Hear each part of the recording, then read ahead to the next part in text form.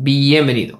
En esta ocasión vamos a estar nosotros respondiendo a sus preguntas. Esta es la sección de preguntas y respuestas que ya tenemos de costumbre hacer aquí en el canal.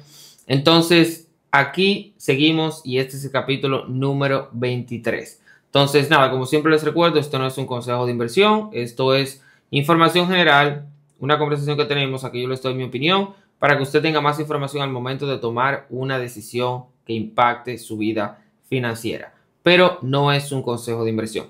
Entonces, nada, vamos a iniciar de una vez con la primera pregunta del día de hoy, que viene del usuario JacoJC2379. Y él pregunta, ¿harías un método o recomendaciones para realizar la primera compra de un inmueble o primer hogar? ¿Cuáles serían esos puntos que recomiendas desde tu experiencia? Mi intención es ahorrar más de 1 millón para empezar a buscar opciones.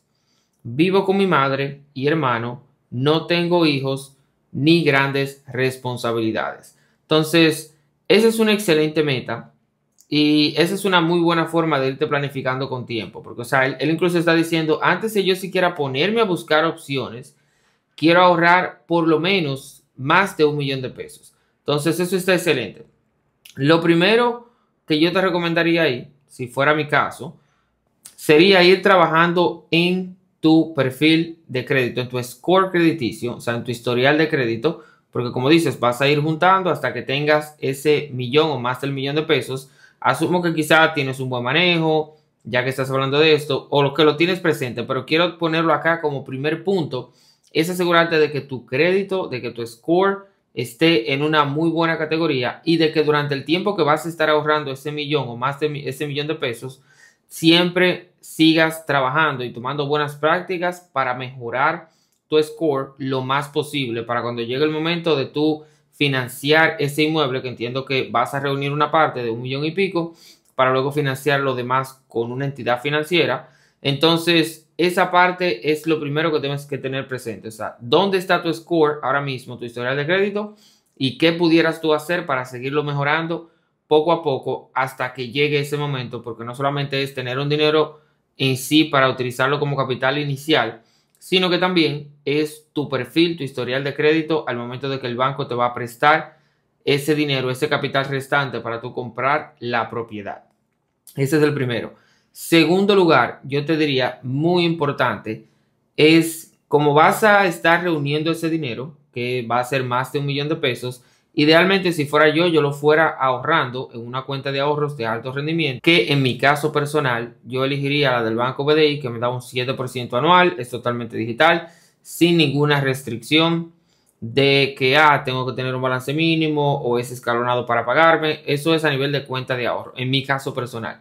Ya si yo lo quisiera llevar a otro instrumento que sea de inversión directamente para que genere un poquito más de rentabilidad mientras yo estoy ahorrando el dinero, pues ahí lo pusieron un fondo líquido, en mi caso del BHD, por las ventajas que tiene, que ya la hemos hablado aquí en el video, pero puedes elegir cualquier otro fondo de liquidez que te parezca bien. El del Popular ha tenido una muy buena rentabilidad, casi siempre se mantiene por encima de los demás, o ya otros instrumentos de inversión que tú elijas a tu gusto. Eso es lo segundo para yo ir ahorrando ese millón o más de ese millón de pesos y no tenerlo solamente en una cuenta de ahorro normal, generando una rentabilidad muy mínima, muy cercana a cero.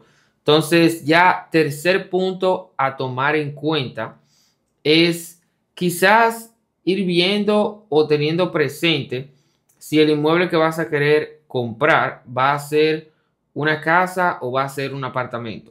Y luego, ¿a dónde voy con eso? Es generalmente los apartamentos se ve mucho de que tú puedes comprarlo en planos. No es que a las casas no se vea esa opción, sí se ve, pero es menos común.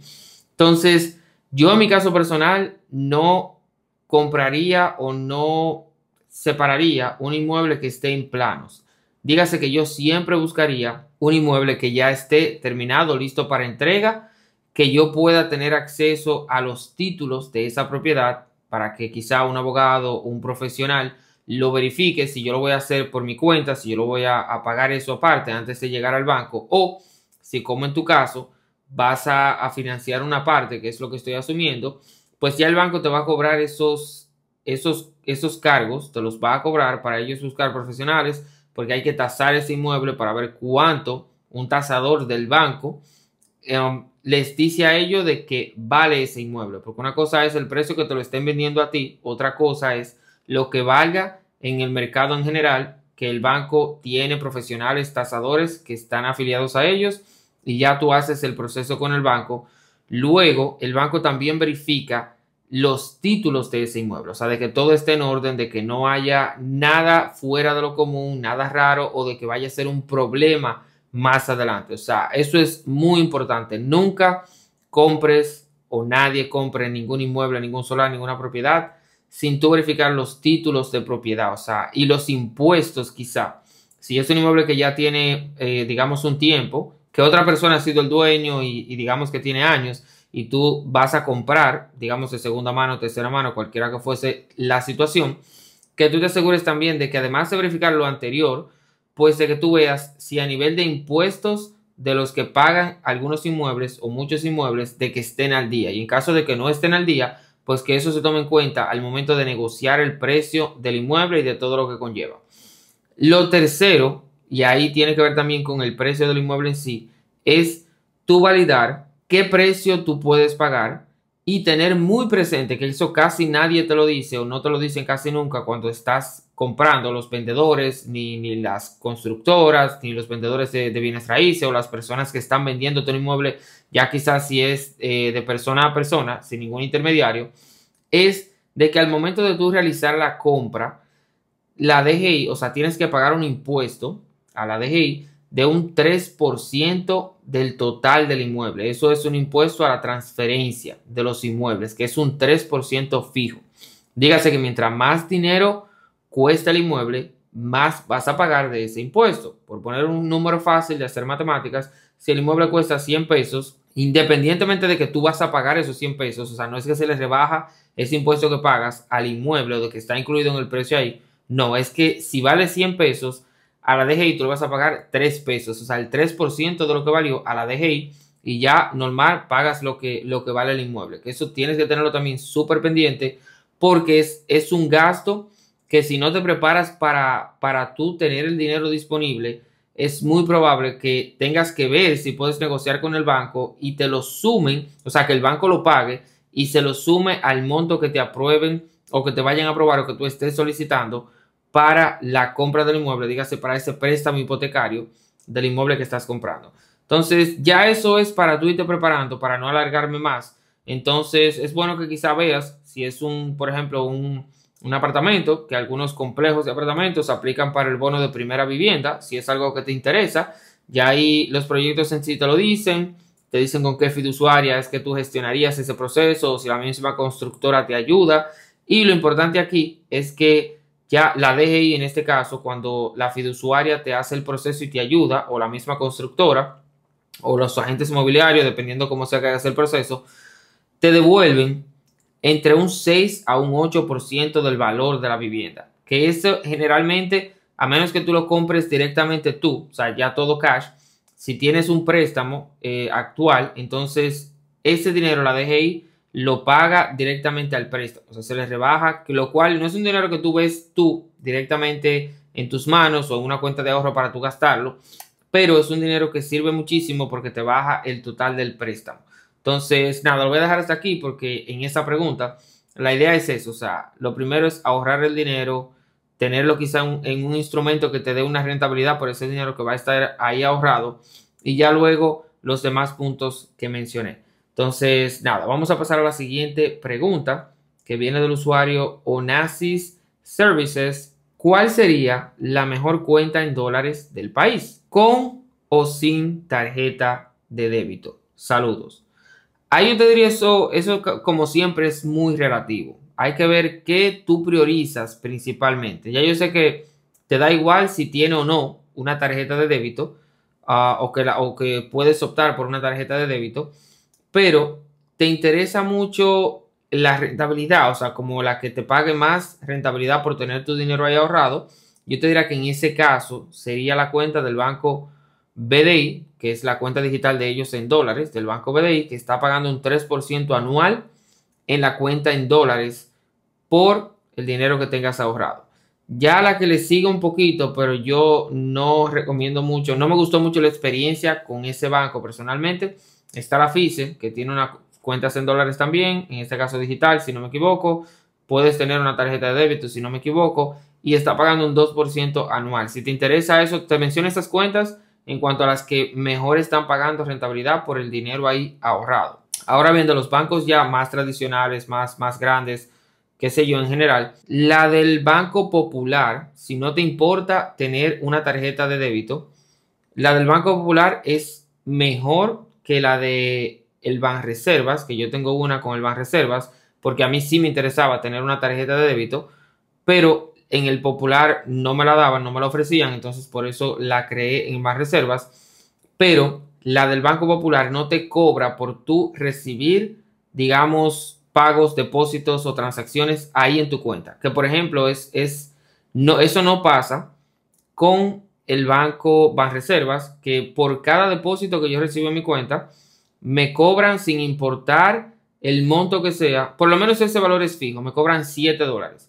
Entonces, siempre que yo he recibido dinero, que a veces yo me transfiero, o sea, recibo transferencias a esa cuenta en dólares, me descuentan esos $7 sin importar el monto. Entonces, en el Banco Popular, según la información que me dieron la última vez que fui, ese costo no existe. O sea, tú puedes recibir todas las transferencias del mundo, todos los depósitos del mundo, y ellos no te cobran por recibir el dinero. En ese sentido, es mejor que el Banreservas. Entonces, entiendo que la del BDI no te va a cobrar, pero es que tú no tienes esa restricción, que es bueno mencionarlo, al igual que la cuenta digital en línea, en pesos, de que tú solamente puedes transferirte, o sea, desde tus cuentas a tu propio nombre. Dígase que otra persona no puede hacerte transferencias ahí. Entonces, en ese caso, quizá no sea la mejor. Y si yo tuviera que recomendar una de las que conozco, yo me iría con la del Popular, independientemente de eso, porque no conozco tantas, pero si tienes una sugerencia o algo más específico, déjamelo saber aquí en los comentarios, o si alguien puede recomendar otra y que la conozcamos acá, también se le agradece muchísimo. Ya luego, la siguiente pregunta viene del usuario Gilberto Antonio Mencía Ventura 1612 y dice: saludos Luis, quizás podrías hablar un poco sobre las inversiones en el mercado de Estados Unidos, específicamente las inversiones que recomienda Abacus Exchange y el canal de Yo Puedo Invertir del señor Ramón Lirianzo. Ellos hablan de comprar acciones, ejemplo, de Apple, etcétera, e invertir en ETF, inversiones a largo y corto plazo utilizando el interés compuesto. Me gustaría saber sobre los riesgos, gracias anticipadas. Entonces, esa pregunta está muy buena porque generalmente, o sea, yo hablo de vez en cuando, o sea, ok, que yo invierto en la bolsa de valores de Estados Unidos y él principalmente habla de cuáles serían los riesgos. Los riesgos son, si tú inviertes a largo plazo, yo te diría que en general no son tan altos. El mercado siempre tiene altas y bajas. Entonces, si tú estás invirtiendo al corto plazo, puede que los riesgos sean más altos, porque el ejemplo principal, perfecto, que tengo para darte es lo que está pasando con el mercado de Estados Unidos ahora mismo. En las últimas, digamos, varias semanas o en el último mes y pico, que ha caído, o sea, el mercado total completo como un 16%, o sea, cerca de un 20%, o sea, que es inmenso. Dígase que si tú hace unos 3 meses, por ejemplo, depositaste o invertiste $100 y el mercado ha caído casi un 20%, obvio, es menos, pero vamos a decir casi un 20%, vamos a decir un 15%. En vez de tu dinero crecer durante esos 3 meses, digamos, si hiciste la inversión hace 3 meses, tú estuvieras ahora mismo perdiendo dinero, o sea, aproximadamente unos $15 o el porcentaje que representa. Entonces, que si lo ves así en el corto tiempo, tiene sus riesgos. Obviamente, eso es si tú vendieras al momento, pero si estás invirtiendo a largo plazo, no pasa nada. Ahora mismo estás a la baja, estás en pérdida, pero luego de que todo se normalice y digamos que pase esa crisis que está teniendo el mercado, pues entonces el dinero empezaría a crecer. Y yo te diría que si vas a invertir a largo plazo, estos momentos así, cuando la bolsa tiene esas caídas tan grandes que no se ven muy a menudo, que así caídas tan grandes como ahora se ven cada 3, 4 años o cada varios años, no es tan común, son de los mejores momentos para comprar y dejarlo que eso crezca con el tiempo. O sea, porque ahora mismo, como está todavía a la fecha, el día de hoy, el valor de las acciones en general o del mercado en general está prácticamente al valor que estaba hace un año, o sea, en abril del año pasado.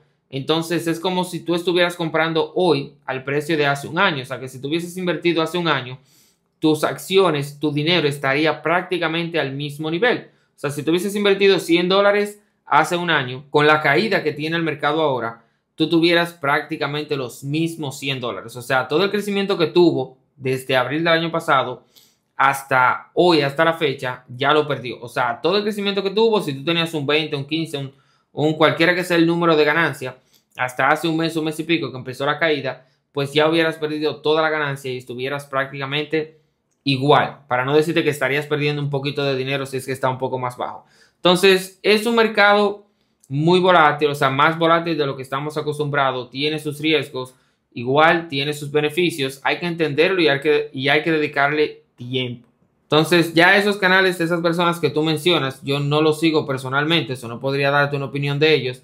Te di mi opinión aquí del mercado y como yo lo veo. O sea, al final tú lo que tienes que estudiar es, si vas a invertir en acciones individuales, tienes que estudiar cada empresa, estar pendiente de los estados financieros de esas empresas, de las deudas que tienen, del flujo de capital, de muchísimas cosas que tú tienes que entender para tú saber en qué estás invirtiendo tu dinero.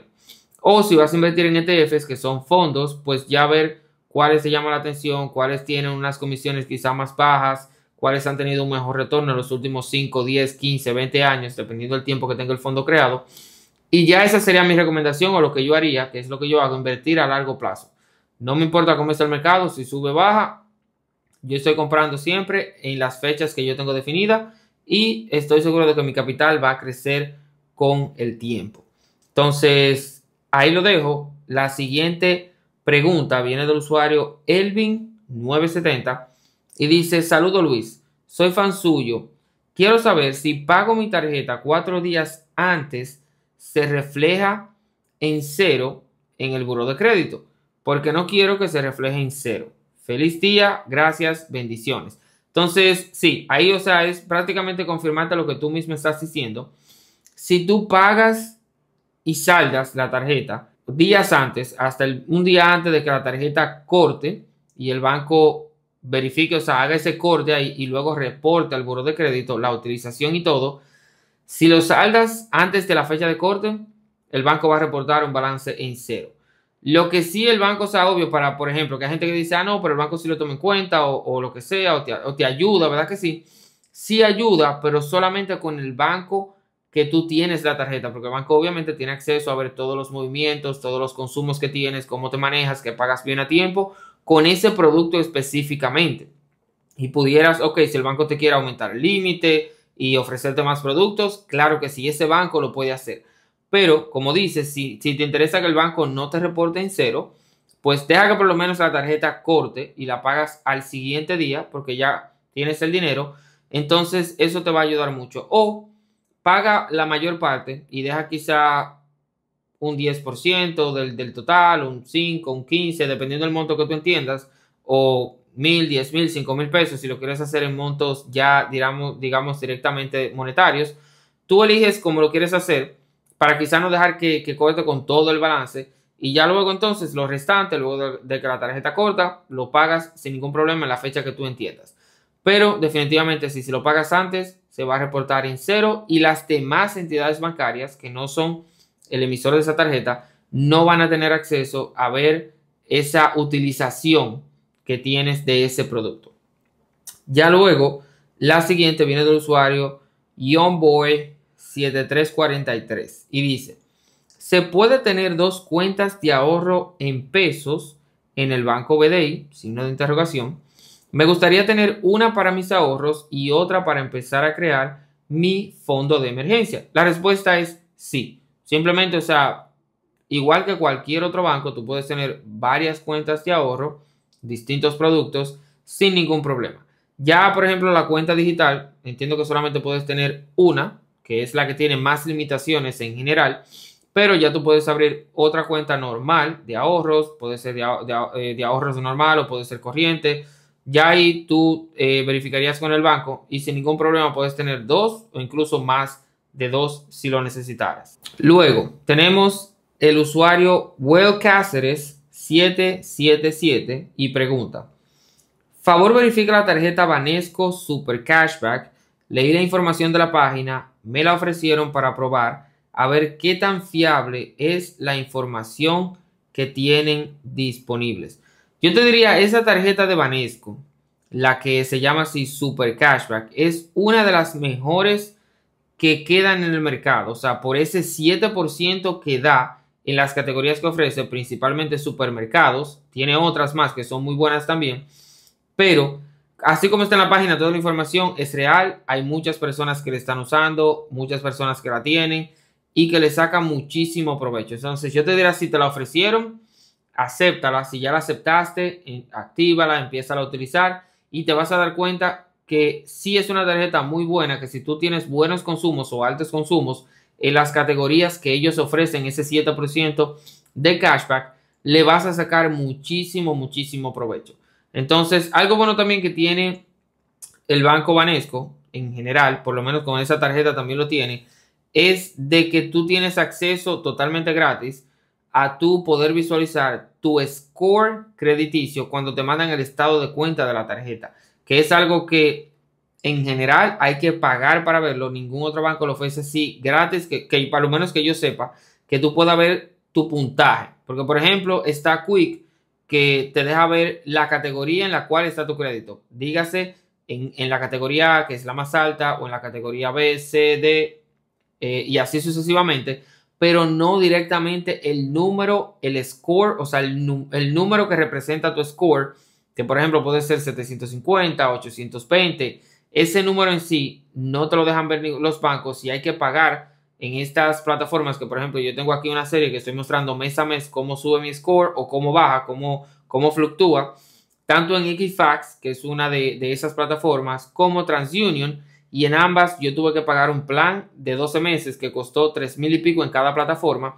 Entonces, por eso te digo, es una opción que está buena, de que esa tarjeta también te lo ofrece y le puedes dar seguimiento totalmente gratis, ya con tener la tarjeta, a tu score crediticio.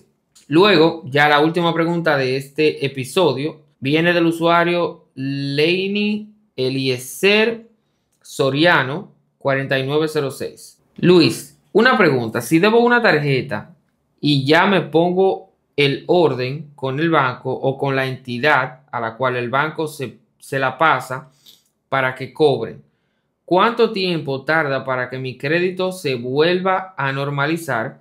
¿O cuáles son los pasos que debo dar? Y si vivo fuera del país, ¿cómo hago para que me den mi carta de saldo? O sea, esa pregunta está muy interesante. O sea, la voy a reestructurar de nuevo. Si yo tenía una tarjeta de crédito que tenía una deuda de tarjeta de crédito por un tiempo X, pero ya yo me puse al día, directamente puede que fuera con el banco o directamente con una entidad de las que les pasan las deudas, los bancos. Entonces, ¿cómo mi crédito se renueva? O sea, directamente ya eso se te limpia y está bien, pero tu score probablemente está muy afectado o se vio muy afectado. Y si no haces ningún cambio nuevo o no tienes más productos, se va a quedar ahí. O sea, es muy probable de que se quede ahí y de que no siga mejorando. Entonces, lo que tienes que hacer es solicitar más productos como tarjetas de crédito, préstamos, así sucesivamente en otros bancos o en el mismo banco para que tu score pueda mejorar o pueda seguir creciendo. Ya si te encontraras con el caso de que algún banco o en general quizá no te aprueben de una vez, pues siempre tienes la opción de quizás solicitar una tarjeta garantizada con algún banco para que ya tu crédito empiece a mejorar de nuevo. Entonces, esa es como el paso que deberías de seguir una vez que ya saldaste todo. Es ok, por lo menos solicita una o varias tarjetas para ver cuál o cuáles te aprueban y ya entonces las sigues usando normal y tu crédito va a ir subiendo poco a poco. Ya lo otro es luego, si no te aprueban algún producto así directamente o un préstamo, pues entonces tú tendrías que crear una tarjeta o solicitar una tarjeta de crédito, en este caso garantizada, que es donde tú pones capital y te la dan con un monto X del dinero que lleves, generalmente un 80% del monto que tú lleves, O un préstamo garantizado también hace la misma función, que funciona prácticamente igual, lo único que es un préstamo y el otro es una tarjeta. Ya la última pregunta de cómo tú obtener tu carta de saldo si estás fuera del país, ahí va a depender, o sea, me imagino que el proceso lo hiciste o lo vas a hacer. Si lo haces con el banco, me imagino que quizás a través de por teléfono, quizás te llamaron y te dan un número que tú puedes contactarte, quizás te comunicas por correo con alguien, haces los pagos, la transferencia, pero generalmente hablas con alguien. Entonces, esa persona, ya sea por correo electrónico, que sería lo ideal, o en el peor de los casos, pon tu WhatsApp o algún otro medio de comunicación, te envía ese documento, digamos, en forma de escaneado o en una foto. Lo mismo sería si te toca con una empresa de esas a las que los bancos le pasan las deudas para que las cobren. Asegúrate sí o sí de que una vez realices el pago a la cuenta que te proporcionen o como sea que fuese el método de pago, que esa persona con la que hables o las personas con las que hables te hagan llegar tu carta de saldo de nuevo vía correo electrónico, WhatsApp o cualquier otro medio que tú prefieras. Entonces, nada, esas son las preguntas que teníamos para el capítulo de hoy. Como siempre, le agradezco a todas las personas que siguen el canal, que apoyan y que dejan sus preguntas. De mi parte, lo voy a dejar hasta aquí. Como siempre, gracias por su tiempo. Nos vemos en el siguiente. Adiós.